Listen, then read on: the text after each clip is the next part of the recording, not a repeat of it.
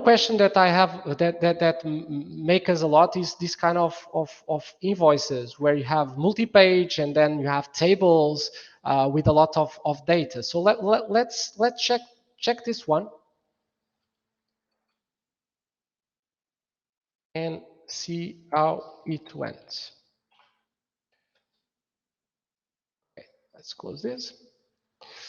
Okay, so as you see here, the data is gathered from all the pages of the invoice. So part of the data is gathered in the first page, like the bill to, send to, ship to, purchase order, order name, all those kinds of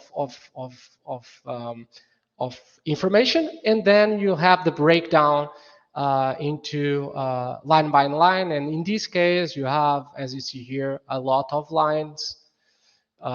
Because the quantity of the information is very dense. And you have here a lot of information and that the VAT breakdown. So yes, we extract data from a multi-page invoice with tables that can roll out to multiple pages.